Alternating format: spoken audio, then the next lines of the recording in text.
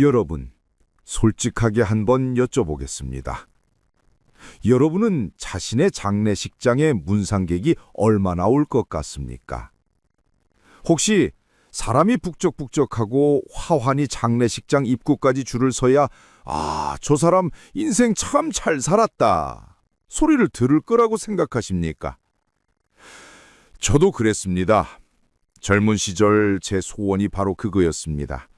내가 죽으면 내 빈소에 발디딜 틈이 없었으면 좋겠다. 사람들이 줄을 서서 내 영정 사진을 보고 참 아까운 사람이 같다며 울어줬으면 좋겠다. 그래서 저는 평생을 그 사람 욕심 하나로 살았습니다. 인맥이 곧 능력이고 친구가 많은 게 성공한 인생의 증거라고 믿었으니까요. 그런데 올해로 제가 90을 넘겼습니다. 90년이라는 긴 세월을 살아보고 이제 인생의 끝자락에 서서 뒤를 돌아보니 그게 얼마나 바보 같은 생각이었는지 뼈저리게 후회하고 있습니다.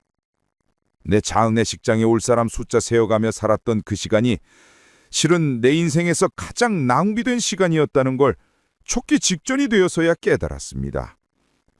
오늘 저는 여러분이 저처럼 인생을 다 허비하고 나서야 땅을 치고 후회하지 않기를 바라는 마음으로 아주 불편하지만 반드시 마주해야 할 인간관계의 진실을 이야기하려 합니다.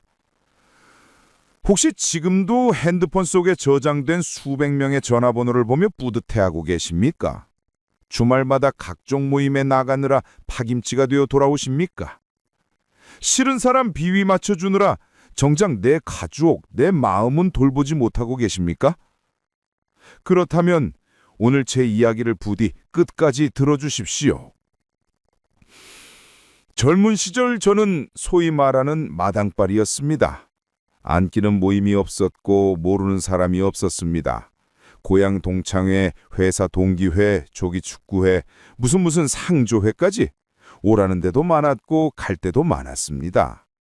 저녁마다 술 약속이 끊이질 않았지요. 그때는 그게 자랑인 줄 알았습니다. 핸드폰이 없던 시절 양복 안주머니에 꽂혀있던 두툼한 수첩이 제 자부심이었습니다. 그 수첩에 이름이 빽빽하게 적혀있을수록 내 인생도 꽉 찬 거라고 착각했습니다. 그 인맥을 유지하려고 제가 얼마나 기를 쓰고 살았는지 모릅니다. 솔직히 말해서 만나면 기분 나쁜 사람도 있었습니다. 자기 자랑만 늘어놓는 친구, 은근히 말을 무시하는 선배, 필요할 때만 아쉬운 소리하는 후배. 속으로는 아이고 저 인간 진짜 꼴 보기 싫다 하면서도 겉으로는 허허실실 웃어주었습니다. 왜 그랬냐고요? 혹시라도 나중에 도움받을 일이 있을까봐 혹은 내가 그 무리에서 소외될까봐 두려웠기 때문입니다. 그놈의 체면 때문에 사람 좋다는 소리 듣고 싶어서 저는 내 간과 쓸개를 다 빼놓고 살았습니다. 술 먹기 싫은 날에도 억지로 나가서 새벽까지 술잔을 기울였고 내 주머니 사정은 빠듯한데도 기죽기 싫어서 오늘 술값은 내가 낸다며 호기를 부렸습니다.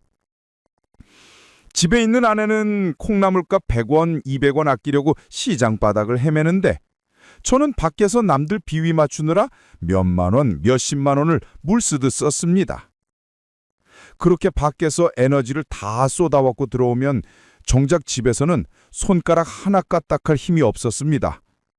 아내가 무슨 말을 걸어도 귀찮아서 아이고 좀 조용히 하라, 나 피곤하다 하고 짜증만 냈지요. 자식들이 놀아달라고 해도 아빠는 밖에서 일하고 왔다며 등을 돌리고 누워버렸습니다. 저는 그게 가장의 역할인 줄 알았습니다. 내가 이렇게 밖에서 사람들을 관리하고 인맥을 넓혀놔야 나중에 우리 자식들이 덕을 보고 집안이 일어설 거라고 굳게 믿었습니다. 다 처자식 먹여 살리려고 이러는 거다 라고 큰소리 쳤지만 사실은 내 허영심을 채우기 위한 변명에 불과했습니다. 그렇게 치열하게 사람 농사를 지었습니다. 수첩이 너덜너덜해질 정도로 사람을 만나고 다녔습니다. 그런데 여러분, 그 농사가 풍년이었을까요? 아니요. 흉년도 이런 흉년이 없습니다. 제가 85세가 넘어가면서 몸이 급격하게 무너지기 시작했습니다. 다리에 힘이 빠져 걷는 게 힘들어지고 귀도 잘 안 들려서 모임에 나가도 사람들 말이 웅웅거리는 소리로만 들리더군요. 병원을 제 집 드나들 듯 하게 되면서 자연스럽게 그 많던 모임들의 발길을 끊게 된 것이지요. 아니, 끄는 게 아니라 못 가게 된 것입니다. 처음에는 사람들이 궁금해할 줄 알았습니다. 김용님, 요새 왜 안 보이쇼? 어디 아픈가? 하며 전화라도 올 줄 알았습니다. 그런데 놀랍게도 전화기는 잠잠했습니다. 내가 먼저 전화를 걸어볼까 하다가도 아니지, 내가 평생 밥 사고 술 산 게 얼만데 지들이 먼저 전화하겠지 하는 오기 때문에 기다렸습니다. 그런데 일주일이 지나고 한 달이 지나고 계절이 바뀌어도 제 안부를 묻는 사람은 손에 꼽을 정도였습니다. 어쩌다 용기 내어 전화를 걸어보면 돌아오는 대답은 늘 비슷했습니다. 아이고 형님, 살아계셨소? 내가 요즘 좀 바빠서 나중에 밥 한번 몹시다. 그리고는 뚝 끊어버립니다. 그 나중에라는 말이 영원히 안 보겠다는 말인 줄 저는 그때는 몰랐습니다. 어느 날 밤 잠이 안 와 서랍 속에 처박혀 있던 옛날 수첩과 지금 쓰고 있는 스마트폰 연락처를 쭉 훑어봤습니다. 저장된 번호가 500명이 넘더군요. 그런데 그 명단을 하나씩 손가락으로 짚어가며 내려가는데 가슴이 털컥 내려앉았습니다. 이 김 사장, 사업 망하고 소식 끊은 지가 10년이 넘었습니다. 이 박 부장, 나 은퇴하고 나서는 명절 문자 한 통 없던 사람입니다. 이 최 여사, 만나면 남 험담하게 바빠서 내가 진절머리 냈던 사람입니다. 그리고 개 중에는 이미 세상을 떠난 친구들 이름도 수두룩했습니다. 500명, 600명. 그 많은 이름 중에서 지금 당장 내가 나 너무 아프다, 너무 외롭다 하고 전화해서 울먹일 수 있는 사람이 과연 몇이나 될까? 하나씩 지워나갔습니다. 가짜 인연 지우고 죽은 사람 지우고 껄끄러운 사람 지우고 그렇게 다 지우고 나니 정말 기진말같이 남는 게 없더군요. 허무했습니다. 내가 평생을 바쳐 쌓아올린 인맥이라는 성이 파도 한 번 치니까 흔적도 없이 사라지는 모래성이었다는 걸 인정할 수밖에 없었습니다. 저는 그날 밤 텅 빈 방에서 혼자 울었습니다. 외로워서 운 게 아닙니다. 내 지나간 청춘이, 내 쏟아부은 돈과 시간이 너무 아까워서 울었습니다. 내가 무엇을 위해 그토록 싫은 사람들에게 고개 숙이고 내 간을 내어주며 살았나? 정작 내 옆에서 내 손을 잡아주는 건 내가 평생 밥 줘라 물 줘라 하며 구박했던 늙은 아내 한 사람뿐인데, 그 수많은 술자리에서 우리가 남이가 형님 동생하며 평생 가자 외쳤던 그 건배사들이 다 허공에 흩어지는 헛소리였다는 걸 깨닫는 데는 그리 오랜 시간이 걸리지 않았습니다. 여러분, 지금 여러분의 핸드폰은 어떻습니까? 혹시 수백 명의 연락처를 보며 나는 인생 잘 살았다고 안심하고 계십니까? 아니면 이 사람들과 관계가 끊어지면 어쩌나 전전긍긍하며 오늘도 원치 않는 모임에 나갈 체니를 하고 계십니까? 제발 그러지 마십시오. 그거 다 부질없습니다. 나이 들고 힘 빠지면 그 많던 사람들은 썰물처럼 빠져나갑니다. 그건 그 사람들이 나빠서가 아니라 인간관계라는 게 원래 이익이 없으면 흩어지는 게 자연의 이치이기 때문입니다. 그런데도 우리는 늙어서 외롭지 않으려면 친구가 많아야 한다고 착각합니다. 그래서 70이 넘어서도 새로운 모임에 기웃거리고 자식들한테 너는 인맥 관리가 중요하다며 낡은 잔소리를 해야 됩니다. 제가 90년을 살아보니 진짜 중요한 건 전화번호의 두께가 아니었습니다. 내 장례식장에 올 문상객의 숫자가 아니었습니다. 오히려 불필요한 사람들을 얼마나 빨리 얼마나 지혜롭게 정리하느냐가 내 노년의 품격과 행복을 결정지었더군요. 지금부터 제가 들려드릴 이야기는 제 뼈아픈 후회이자 여러분을 위한 인간관계 처방전입니다.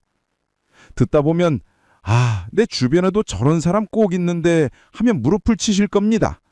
그리고 가슴속에 얹혀있던 돌덩이 하나가 쑥 내려가는 기분을 느끼실 겁니다.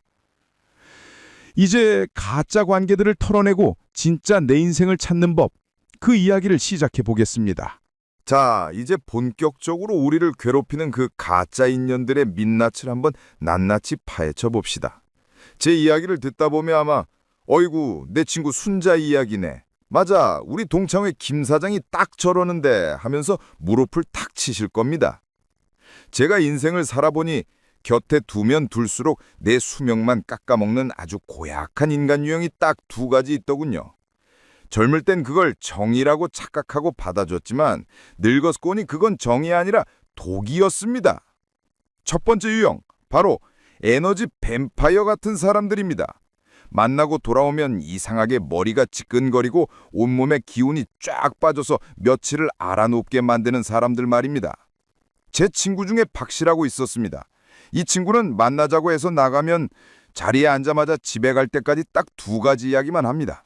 하나는 자기 자랑, 하나는 남 흉복입니다. 커피 한 잔 시켜놓고 입을 엽니다. 아이고 이번에 우리 큰아들이 강남에 아파트를 샀는데 말이야. 평수가 어쩌고 저쩌고. 며느리가 이번에 명품 가방을 사왔는데 색깔이 마음에 안 드네. 어쩌네. 처음에는 친구니까 좋은 일이니 축하해줬습니다. 그래 자식 농사 잘 졌네. 부럽다 하고 맞장구 쳐줬지요. 그런데 그게 한 번이 아니고 만날 때마다 레파토리가 똑같습니다. 나는 지금 허리가 아파서 죽겠고 내 자식은 사업하다가 부도가 나서 속이 타들어가는데 눈치코치 없는 이 친구는 내 표정은 보지도 않고 지 자랑만 2시간, 3시간을 늘어놓습니다. 자랑이 끝나면 그 다음은 뭡니까? 불평불만입니다. 며느리가 아침에 늦게 일어난다. 남편이 밥 투정을 한다. 동창회 갔더니 누가 나를 무시하더라. 세상에 자기만 불행하고 자기만 억울합니다. 그 이야기를 듣고 있으면 제 속에서 열불이 납니다. 좋은 얘기도 한두 번이지 남의 죽고서 흉보는 소리를 내 귀한 시간에 왜 듣고 있어야 합니까? 마치 내가 그 친구의 감정 쓰레기통이 된 기분입니다. 자기는 실컷 떠들고 속에 있는 거 다 토해내고 나면 아유 너랑 수다 떠니까 속이 다 시원하다. 야 밥맛 좋다 하면서 얼굴이 환해집니다. 반대로 저는 어떻습니까? 그 친구가 토해낸 부정적인 기운을 제가 다 뒤집어 썼으니 집에 오면 소화도 안 되고 명치 끝이 꽉 막힌 것 같습니다. 아내는 당신은 친구 만나고 온 사람이 왜 그렇게 인상을 쓰고 있어? 하고 묻습니다. 말해 뭐합니까? 기 빨려서 대꾸할 힘도 없는데. 여러분 주변에도 꼭 있지요. 자기 말만 하고 내 말은 듣지도 않는 사람. 내가 입 좀 떼려고 하면 야 그건 됐고 내 말 좀 들어봐 하고 말 잘하는 사람. 이런 사람은 친구가 아닙니다. 그냥 관객이 필요한 겁니다. 자기 인생이라는 연극에 박수 쳐줄 무료 관객으로 여러분을 앉혀놓은 겁니다. 두 번째 유형은 더 괘씸한 사람들입니다. 바로 필요할 때만 찾는 얌체들. 평소에는 전화 한 통 없습니다. 명절 때 문자 한 통? 어림도 없지요. 내가 아파서 입원했다고 건너 소문이 나도 콧배기도 안 비춥니다. 그래서 아, 이 사람하고는 이제 인연이 다 됐나 보다 하고 잊고 살만하면 갑자기 핸드폰이 울립니다. 발신자를 보니 그 사람입니다. 받을까 말까 고민하다 혹시 무슨 큰일이라도 났나 싶어 받습니다. 그러면 목소리가 아주 꿀바른 듯 달달합니다. 아이고 친구야 진짜 오랜만이다. 그동안 잘 지냈어? 내가 늘 네 생각하는 거 알지? 안부 묻는 척 뜸을 들이지만 본론은 딱 정해져 있습니다. 우리 둘째 딸이 이번 주말에 결혼하는데 아니면 내가 급해서 그러는데 돈 좀 융통해 줄 수 있나? 기가 막힙니다. 10년 동안 밥 한 번 안 먹은 사이인데 모바일 층집장 하나 틱 보내옵니다. 이걸 가야 합니까 말아야 합니까? 안 가자니 속 좁은 놈 소리 들을 것 같고 가자니 내가 무슨 축의금 자판기인가 싶어 자존심이 상합니다.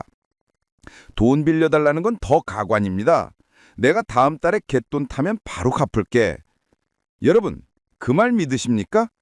평소에 신용이 있던 사람도 돈 앞에선 변하는 게 세상인데 연락도 없던 사람이 돈 빌려달라고 할 때는 이미 여기저기서 다 막히고 마지막으로 만만한 나한테까지 전화한 겁니다. 그거 빌려주면 돈 잃고 사람 잃는 지름길입니다. 그런데 정말 답답한 건 뭔지 아십니까? 우리가 이 뻔뻔한 사람들을 단칼로 끊어내지 못한다는 겁니다. 왜냐고요? 우리 5070 세대가 그렇게 배웠기 때문입니다. 정이 무섭다고, 사람 도리는 해야 한다고, 오는 사람 막지 말라고 배웠으니까요. 그래서 싫은 소리 한마디 못하고 속으로만 끙끙 앓습니다. 전화를 안 받으면 되는데 혹시 급한 일이면 어쩌나 싶어 받고, 도움 없다고 딱 잘라 거절하면 되는데 친구가 오죽 힘들면 나한테 전화했을까 싶어 쌈짓돈 꺼내줍니다. 만나서 자기 자랑만 하는 친구한테 야, 그만 좀 해라.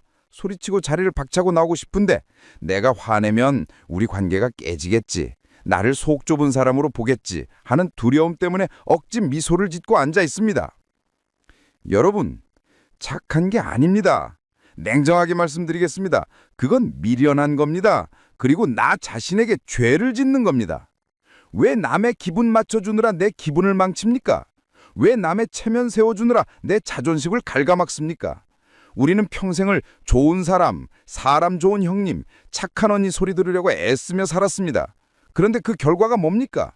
내 속은 썩어 문드러져서 화병이 나고 내 지갑은 얇아지고 정작 내가 힘들 때는 주변에 아무도 없지 않습니까?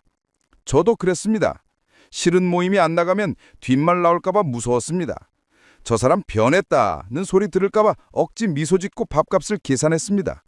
그런데 90이 돼서 보니까 알겠습니다. 남들은 나한테 그렇게 관심이 없습니다.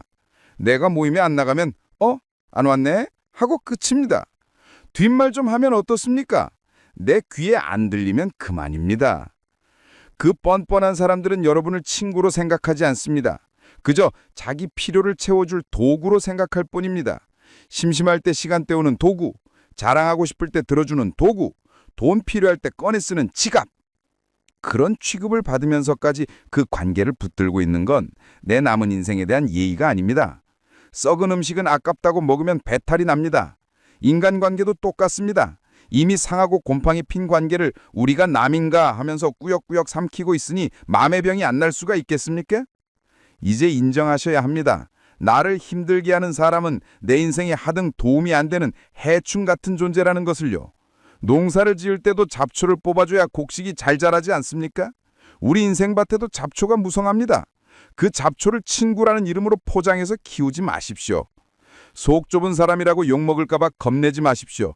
나를 이용해 먹으려는 사람에게는 좀 깐깐하고 속 좁게 굴어도 됩니다. 아니, 그래야 합니다. 그래야 그 사람들이 여러분을 만만하게 보지 못합니다. 제가 장담하는데 그런 사람들 연락처 차단하고 안 만나도 여러분 인생 사는데 아무런 지장 없습니다. 오히려 알터니가 빠진 것처럼 시원할 겁니다. 핸드폰이 조용해지면 외로울 것 같죠? 천만에요. 그 고요함이 평화입니다. 그동안 데꼈던 에너지, 이제는 온전히 여러분 자신을 위해 쓰셔야 하겠습니까? 하지만 우리는 여전히 망설입니다. 그래도 친구인데, 예정이 있는데 하면서 말입니다.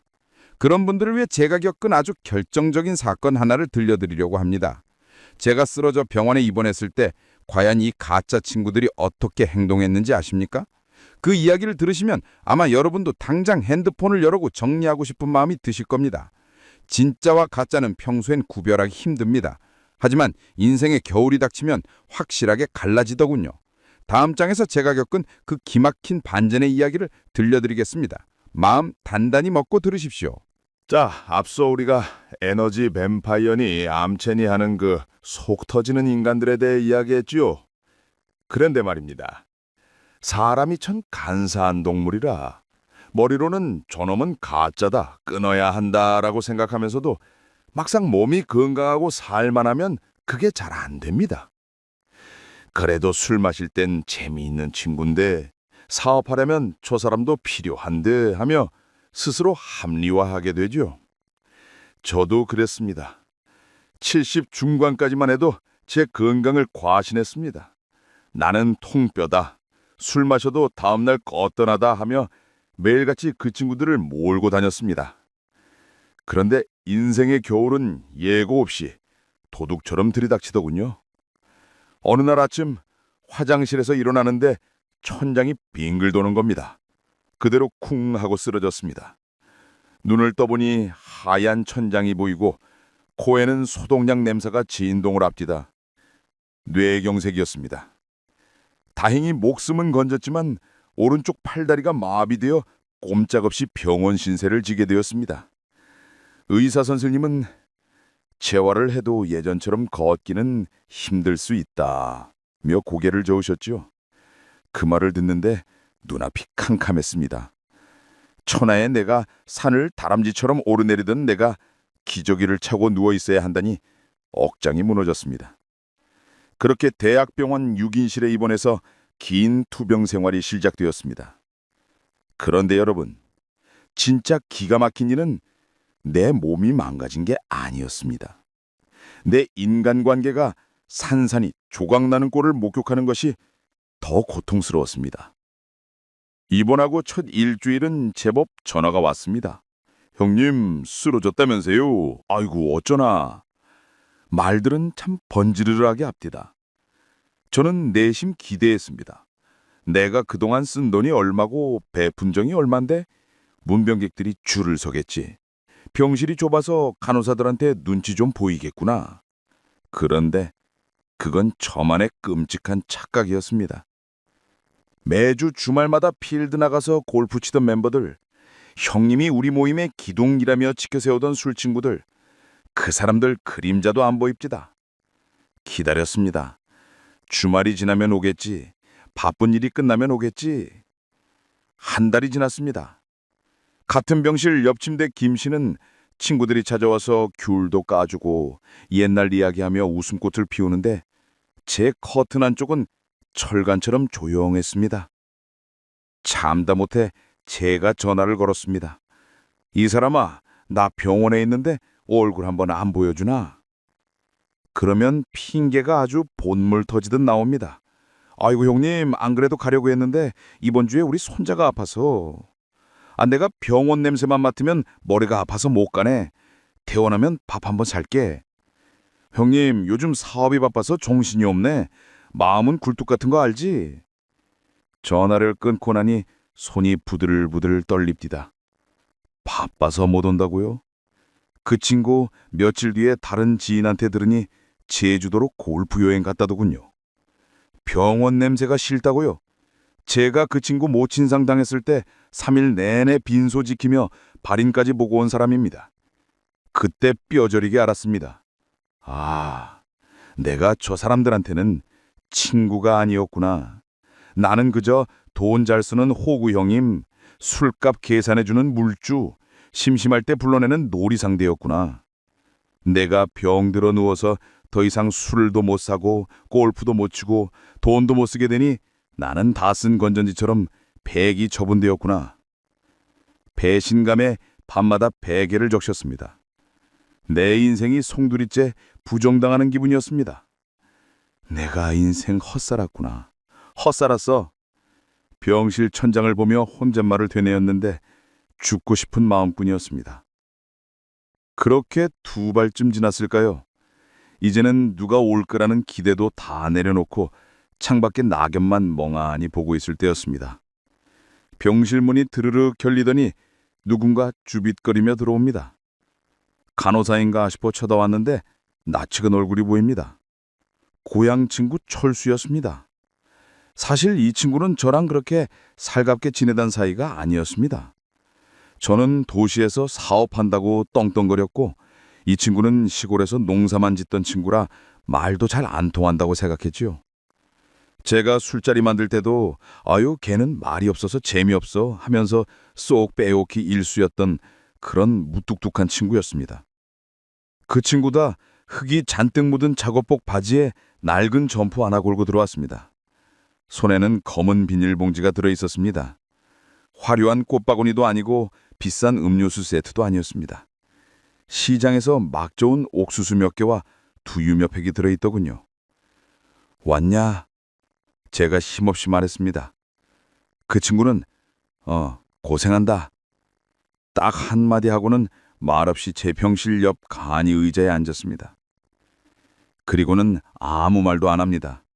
왜 쓰러졌냐? 운동 좀 하지 그랬냐? 앞으로 어떡할 거냐? 다른 사람들처럼 훈수를 두거나 시끄럽게 떠들지도 않았습니다. 그저 묵묵히 제 마비된 오른손을 그 거칠고 토박한 두 손으로 꽉 잡아주더군요. 농산이라고 갈라지고 굳은 살이 박힌 그 발바닥의 까슬까슬한 느낌이 제 손등에 전해지는데 갑자기 가슴 깊은 곳에서 뜨거운 것이 울컥하고 치밀어 올랐습니다. 그 친구가 제 손을 잡고 한참을 있다가 주머니에서 꼬깃꼬깃한 봉투 하나를 꺼내 제 베개 밑에 밀어 넣어줬습니다. 병원비 많이 들지? 보탰어. 내가 지금 가진 게 이것뿐이다. 얼른 털고 일어나서 밭에 한번 와라. 막걸리 한 잔 받아줄게. 그 말을 하고는 뒤도 안 달아보고 횡하니 나가버렸습니다. 나중에 봉투를 열어보니 10,000원짜리, 5,000원짜리가 섞인 동 30만 원이 들어있었습니다. 땀 샘새가 배어있는 그 돈을 쥐고 저는 소리내어 엉엉 울었습니다. 수백만 원 술값 내지던 친구들은 다 도망갔는데 정작 내가 무시하고 재미없다 했던 그 가난한 친구는 시외버스를 2번이나 갈아타고 나를 보러 와 주었습니다. 자기한테는 피 같은 그 돈을 내밀고 갔습니다. 그날 밤 저는 병실 침대에서 인생의 가장 큰 깨달음을 얻었습니다. 아, 내가 틀렸구나. 내가 완전히 틀렸구나. 관계는 넓이가 아니었습니다. 깊이였습니다. 핸드폰에 저장된 이름이 1000명이면 뭐합니까? 내가 나락으로 떨어졌을 때 나를 잡아줄 수는 딱 하나뿐인데, 술잔을 부딪히며 위하여를 외치던 100명의 친구보다 말없이 내 거친 손을 잡아주는 이 한 명의 친구가 진짜 내 인생의 보석이었던 겁니다. 여러분, 우리는 착각하며 삽니다. 아는 사람이 많으면 내가 대단한 사람이 된 것 같고, 모임이 많으면 내 인생이 풍요로운 것 같지요? 천만에요. 그거 다 거품입니다. 파도 한번 치면 사라지는 물거품입니다. 진짜는 내가 가장 초라하고 비참한 순간에 남는 사람입니다. 내가 돈이 없고 병들고 늙어서 냄새날 때 그래도 너는 내 친구다 하고 곁을 지켜주는 사람, 그 사람 한 명만 있으면 인생 성공한 겁니다. 저는 그때 결심했습니다. 내가 만약 이 병원에서 살아서 나간다면 내 남은 인생은 싹 다 정리하겠다. 나를 이용해 먹던 가짜들, 내 돈만 보고 달려들던 날파리들, 내 체면 때문에 억지로 붙들고 있던 껍데기 인간들 다 잘라내야겠다. 그리고 남은 시간은 오직 나를 진심으로 아껴주는 저 친구 같은 진짜들에게만 쏟겠다. 그렇게 마음을 먹으니 그동안 연락 오지 않는 친구들 때문에 섭섭했던 마음, 억울했던 분노가 눈 녹듯이 사라졌더군요. 오히려 고마웠습니다. 그래, 내가 아픈 덕분에 너희들이 가짜라는 걸 확실히 알게 해줘서 고맙다. 덕분에 내 인생 청소 한번 시원하게 한다. 여러분, 지금 여러분 곁에 있는 그 수많은 사람들, 여러분이 만약 내일 당장 모든 것을 잃고 쓰러진다면 과연 몇 명이나 병실 문을 열고 들어올까요? 냉정하게 한번 세어보십시오. 5 손가락도 채우기 힘들 겁니다. 아니, 단 한 명이라도 떠오른다면 여러분은 정말 잘 사신 겁니다. 그 한 명을 위해 사십시오. 100명의 가짜에게 쓸 돈과 시간을 아껴서 그 소중한 한 명에게 밥 한 끼 더 사주고 따뜻한 말 한마디 더 건네십시오. 그게 남는 장사입니다. 그게 진짜 노후 준비입니다. 자, 이제 진짜와 가짜를 구별하는 눈이 생기셨죠? 그렇다면 이제는 행동으로 옮길 차례입니다. 마음은 굴뚝 같은데 어떻게 정리해야 할지 막막하시죠? 싸우지 않고 얼굴 붉히지 않고 아주 우아하고 품격 있게 이 인간관계 다이어트를 하는 법, 제가 직접 실천해서 효과를 본 그 비법을 다음 장에서 낱낱이 알려드리겠습니다. 자, 여러분. 이제 진짜 친구가 누구인지, 가짜가 누구인지 구별하는 눈이 뜨이셨을 겁니다. 머리로는 정리가 되셨을 겁니다. 그런데 막상 실천하려니 손발이 안 떨어지시지요. 그래도 30년 지기인데 내가 안 나가면 동창회가 안 돌아갈 텐데 하면서 말입니다. 그 마음 제가 10분 이해합니다. 우리 세대는 정 빼면 시체인 세대 아닙니까? 무 자르듯이 싹둑 잘라내는 게 말처럼 쉽지 않습니다. 그래서 오늘 제가 여러분께 아주 은밀하고도 품격 있게 싸우지 않고 이 골치 아픈 관계들을 정리하는 고수의 기술을 전수해 드리려 합니다. 이건 제가 90평생 수많은 인간 군상을 겪으며 터득한 처세술의 결정판입니다. 잘 들으시고 오늘부터 하나씩 조용히 실천해 보십시오. 먼저 누구를 정리할 것인가, 그 기준부터 확실히 세워야 합니다. 애매한 분들 많으시지요? 이 사람은 좋은 것 같기도 하고 나쁜 것 같기도 하고. 그럴 때는 딱 하나의 기준만 생각하십시오.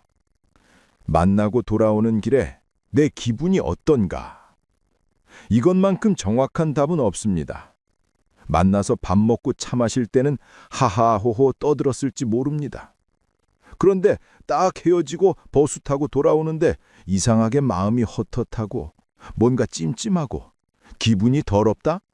그러면 그건 100% 가짜 관계입니다. 좋은 관계는 만나고 오면 에너지가 채워집니다. 아, 오늘 참 잘 놀았다. 다음에 또 보고 싶다. 이런 생각이 들죠. 반대로 만나고 왔는데 기가 빨리고 피곤하기만 하다면 그건 내 무의식이 보내는 경고 신호입니다. 주인님, 제발 저 사람 좀 그만 만나게 해주세요. 저 사람 독입니다. 하고 내 몸이 비명을 지르는 겁니다. 그 신호를 무시하지 마십시오. 그래도 정 때문에 망설여진다면 제가 삼진아웃 제도를 추천해드립니다. 야구에서도 스트라이크 3번이면 아웃이지요. 인간관계도 똑같이 적용하십시오. 사람이니까 한 번은 실수할 수 있습니다. 그날따라 기분이 안 좋아서 나한테 퉁명스럽게 굴 수도 있고 깜빡하고 내 경조사를 못 챙길 수도 있습니다. 그러면 한 번은 눈 감아 주십시오. 그래, 살다 보면 그럴 수 있지 하고 넘어가는 겁니다. 그게 어른의 아량입니다. 그런데 그게 2번이 되고 3번이 된다? 3번 이상 나를 무시하고 3번 이상 내 기분을 망치고 3번 이상 약속을 어긴다면 그건 실수가 아닙니다. 그건 그 사람의 본성이고 인격입니다. 그리고 무엇보다 나를 그만큼 우습게 본다는 증거입니다.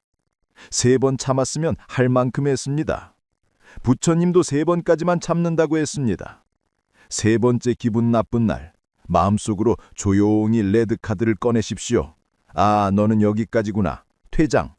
이렇게 마음의 결단을 내리셔야 합니다. 자, 이제 명단이 나왔습니다. 그럼 어떻게 끊어낼 것인가가 문제입니다. 여기서 하수와 고수의 차이가 확연히 갈립니다. 하수들은 꼭 티를 냅니다. 술 한잔 먹고 전화해서 야, 너 어떻게 나한테 그럴 수 있어? 하고 따지거나 너 같은 놈 다시는 안 본다. 우리 절교해. 하고 으름장을 놓습니다. 단톡방에다가 기분 나빠서 나갑니다. 하고 콱 나가버리기도 하지요. 여러분, 제발 그러지 마십시오. 그건 내 얼굴에 침 뱉는 격입니다. 나이 70 먹고 나 삐쳐서 너랑 안 놀아 하는 것과 뭐가 다릅니까? 그렇게 싸우고 헤어지면 그 사람은 동네방네 다니면서 여러분 욕을 하고 다닐 겁니다. 적을 만들 필요는 없습니다. 우리는 노년의 품위를 지켜야 합니다. 고수들은 소리 소문 없이 안개처럼 사라집니다. 상대방이 요새 왜 이렇게 연락이 안 되지? 하고 느낄 때쯤이면 이미 관계는 정리되어 있는 것. 이것이 바로 자연스러운 소멸의 기술입니다. 첫 번째 기술은 연락의 텀을 늘리는 것입니다. 예전에는 전화 오면 바로바로 받고 문자 오면 1분 안에 답장했죠. 이제는 그러지 마십시오. 전화가 오면 받지 말고 그냥 두십시오. 그리고 한 서너 시간 뒤에 아니면 다음날 문자 하나 틱 보내는 겁니다. 내가 좀 바빠서 못 받았다. 급한 일 아니지? 핵심은 질문을 하지 않는 겁니다. 무슨 일이야? 잘 지냈어? 이런 안부를 묻지 마십시오. 그냥 용건만 간단히 단답형으로 대답하십시오. 상대방이 신나서 자기 얘기를 떠들면 그렇구나. 그래. 하고 영혼 없는 리액션만 해주십시오. 대화라는 건 탁구공 주고받듯이 티키타카가 돼야 재미가 있는데 한쪽에서 반응이 시원찮으면 상대방도 재미가 없어서 떨어져 나가게 되어 있습니다. 아, 이 사람이 나한테 흥미가 없구나 하고 스스로 느끼게 만드는 겁니다. 이게 가장 점잖게 거절하는 방법입니다. 두 번째 기술, 이게 가장 중요합니다. 바로 건강 핑계대기. 우리 나이 때 이것만큼 확실하고 아무도 토를 달 수 없는 핑계는 없습니다. 모임 나오라고 전화 오면 이렇게 말씀하십시오. 아이고, 김 사장, 내가 요즘 몸이 영 안 좋아. 의사가 무조건 쉬라고 하네. 당분간은 술도 못 마시고 외출도 힘들 것 같아. 미안하네. 돈 빌려달라고 전화 오면 이렇게 하십시오. 어쩌나 내가 이번에 병원비로 큰 돈이 날아서 여유가 하나도 없네. 내 코가 석자야. 이 핑계가 왜 좋은지 아십니까? 첫째, 상대방이 더 이상 조를 수가 없습니다. 아픈 사람 끄집어낼 수는 없으니까. 둘째, 내 자존심을 지킬 수 있습니다. 너 보기 싫어서 안 나가 하고 말하면 싸움이 됐지만 몸이 아파서 못 나가 하면 상대방도 할 말이 없습니다. 이렇게 한 번 거절하고 두 번 거절하고 세 번 거절하면 아무리 눈치 없는 사람도 더 이상 연락하지 않습니다. 아, 저 사람은 이제 병이 약해서 못 노는 사람이구나 하고 자기 명단에서 여러분을 지울 겁니다. 우리가 원하는 게 바로 그겁니다. 그들의 명단에서 내 이름이 자연스럽게 지워지는 것. 그런데 이렇게 정리하다 보면 마음 한구석에 죄책감이 들 때가 있습니다. 그래도 내가 너무 매정한 건 아닌가? 사람이 변했다고 욕하면 어쩌지 하는 마음 말입니다. 여러분, 절대 죄책감 갖지 마십시오. 이건 매정한 게 아닙니다. 남은 인생 나를 보호하기 위한 가장 현명한 선택입니다. 과수원지기를 보십시오. 과일에 크고 맛있는 열매를 맺기 위해서 봄부터 무엇을 합니까? 바로 전지, 가지치기를 합니다. 불필요한 잔가지들을 가차없이 잘라냅니다. 왜요? 그 잔가지들이 영양분을 다 빨아먹으면 정작 중요한 본체와 열매가 시들시들하니까. 인생도 똑같습니다. 우리에게 남은 시간과 에너지는 한정되어 있습니다. 이제 우리 배터리는 100%가 아니라 20%, 30%밖에 안 남았습니다. 이 귀중한 배터리를 나를 갉아먹는 잔가지 같은 사람들에게 나눠주다가 방전되어 버리시겠습니까? 아니면 싹둑 잘라내고 그 영양분을 오직 나 자신과 내 소중한 가족을 위해 쓰시겠습니까? 가지를 쳐내는 아픔을 견뎌야 나무가 건강해집니다. 관계를 쳐내는 결단을 내려야 내 노년이 건강해집니다. 친구를 잃는 것을 두려워하지 마십시오. 나 자신을 잃는 것을 두려워하십시오. 남들이 욕할까봐 겁내지 마십시오.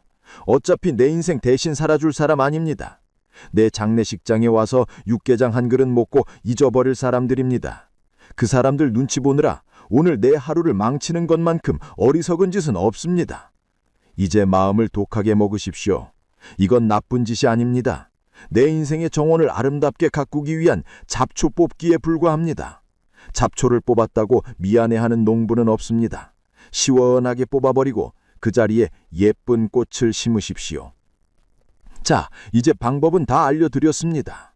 기준을 세우고 서서히 연락을 줄이고 아프다는 핑계를 대십시오. 아주 우아하고 조용히 여러분의 인생에서 그들을 퇴장시키십시오. 그렇게 텅 빈 자리가 생기면 과연 외로울까요? 아닙니다. 그 빈자리에 비로소 진짜 행복이 깃들게 됩니다. 비워야 채워지는 노년의 신비. 마지막 장에서 그 홀가분한 자유에 대해 말씀드리겠습니다. 자, 이제 마지막 이야기입니다. 그렇게 독하게 마음 먹고 가짜 관계들을 정리했습니다. 시끄럽게 울려대던 단톡방도 나가기를 눌렀고 주말마다 의무적으로 나가던 모임에도 발길을 끊었습니다.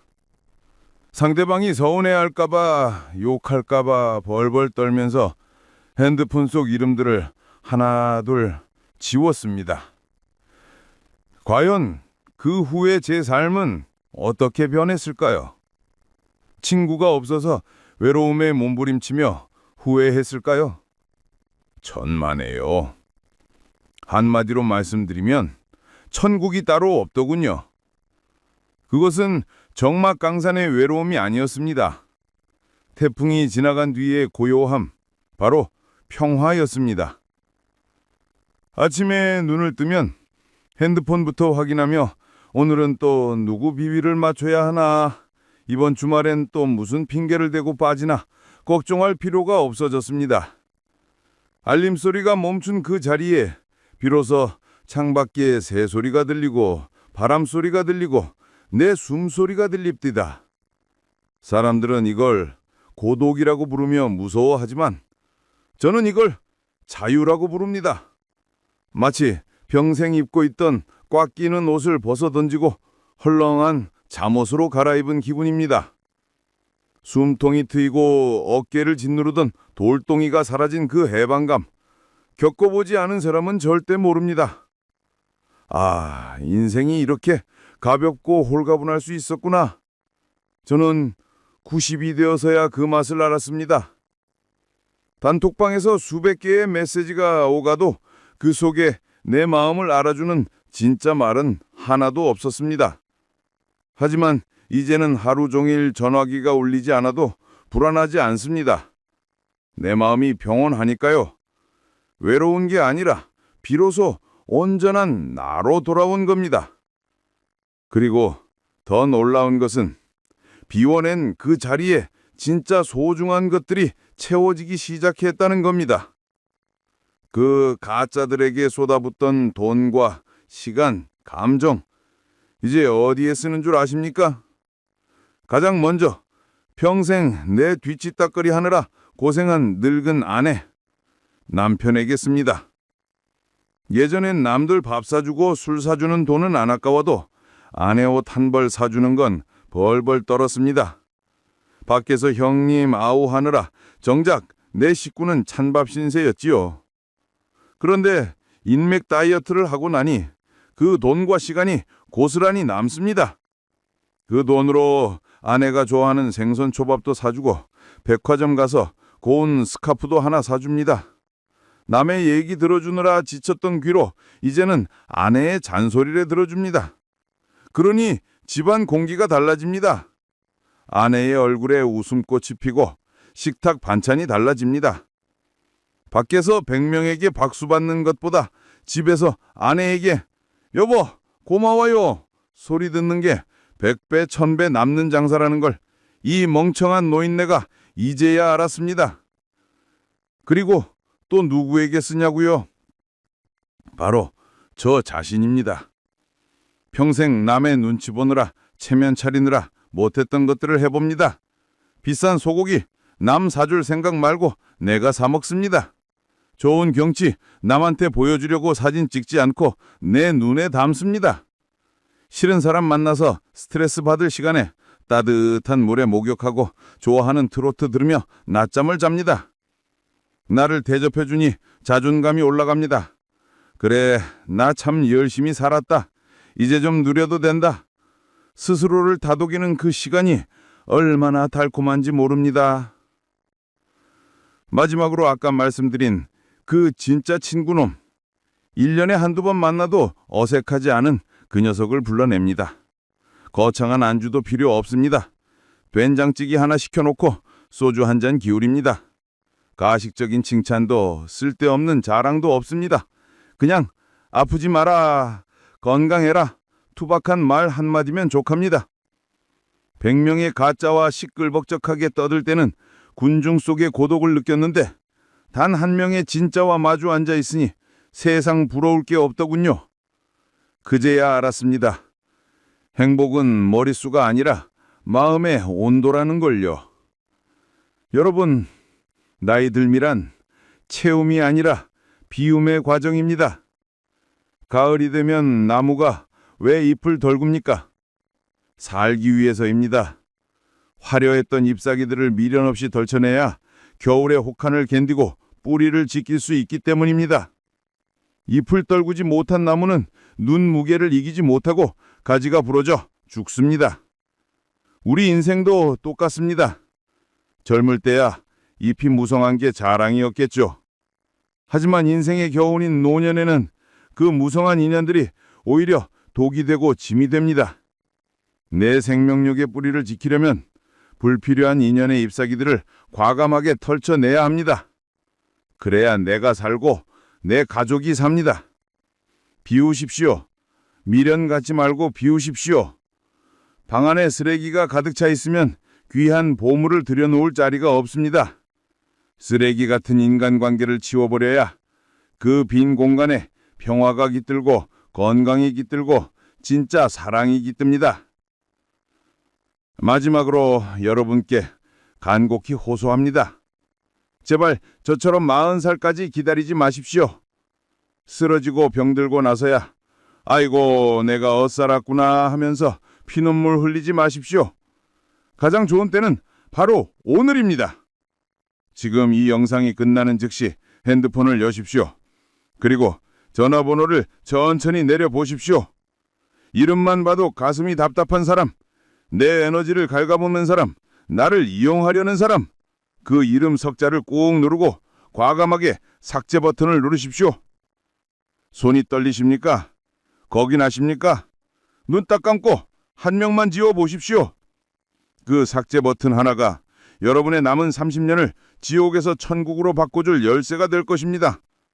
한 명을 지울 때마다 여러분의 수명은 하루씩 늘어날 것입니다. 한 명을 끊어낼 때마다 여러분의 행복 그릇은 조금씩 더 커질 것입니다. 여러분의 노후가 복잡하고 시끄러운 인맥 시장이 아니라 소박하지만 진실한 알곡들로만 채워진 알찬 곳간이 되기를 진심으로 기도합니다. 남의 인생 조연으로 사시느라 고생 많으셨습니다. 이제는 여러분 인생의 주인공으로 당당하고 홀가분하게 사십시오. 오늘 제 이야기가 여러분의 무거운 어깨를 조금이라도 가볍게 해드렸고, 그리고 이 늙은이의 후회가 여러분의 삶의 좋은 걸음이 되었다면 구독과 좋아요로 화답해 주십시오. 돈 드는 건 아니지만 저에게는 잘 들었다, 힘내라 하는 여러분의 따뜻한 박수 소리로 들립니다. 저는 앞으로도 여러분의 편안한 노후를 위해 더 깊고 뼈있는 인생의 지혜를 안고 다시 찾아오겠습니다. 부디 오늘 하루 가짜를 비워내고 진짜 행복으로 가득 채우시길 바랍니다. 감사합니다. 그리고 시니어 연구소 많이 사랑해 주세요.